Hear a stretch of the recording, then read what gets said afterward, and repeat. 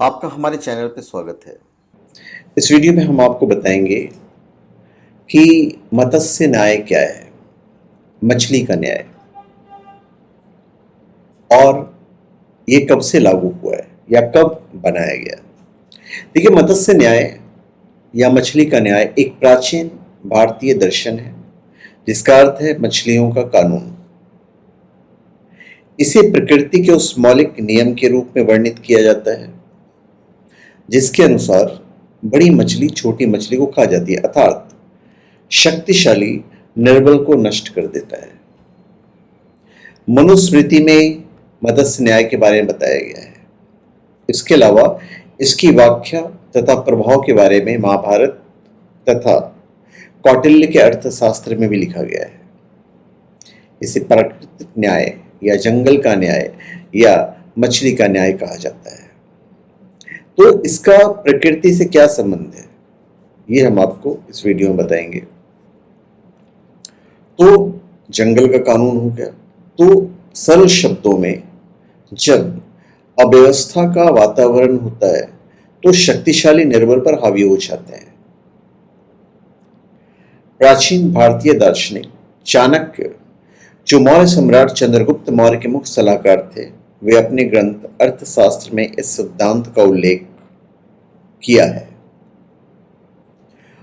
उन्होंने यह दर्शाने के लिए किया है कि एक राज्य को अपने आकार और सुरक्षा में वृद्धि करनी चाहिए।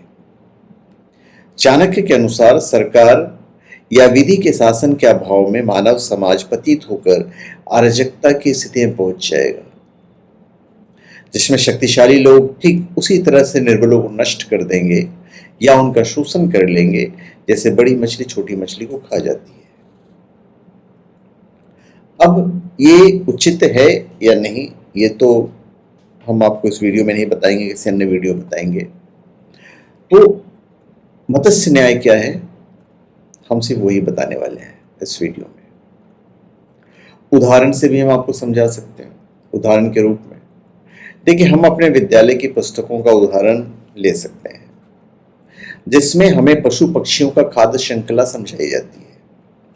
तो इसके अनुसार जिस प्रकार एक कीट पतंगे को मेढक खा जाता है तो मेढक को सांप खा जाता है, और उसी सांप को एक बाज या उल्लू खा जाता है। इसी प्रकार यह श्रृंखला चलती है। पेड़ पौधों में भी यही देखने को मिलता है।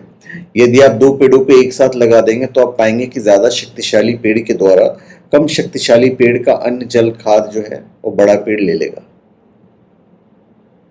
तो इस प्रकार शक्तिशाली पेड़ ही बचता है और कमजोर पेड़ जो नष्ट हो जाता है।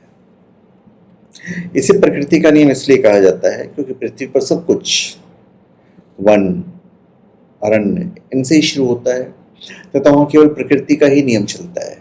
इसका सिद्धांत यही है कि एक मजबूत शक्तिशाली जीव ही अपने भोजन को प्राप्त कर पाता है तथा जीवित रहता है।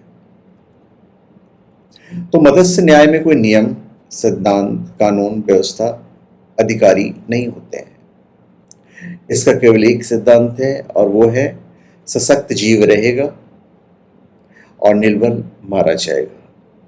प्रकृति में सब कुछ वनों से ही शुरू होगा तथा उसी में सब समाप्त हो जाएगा।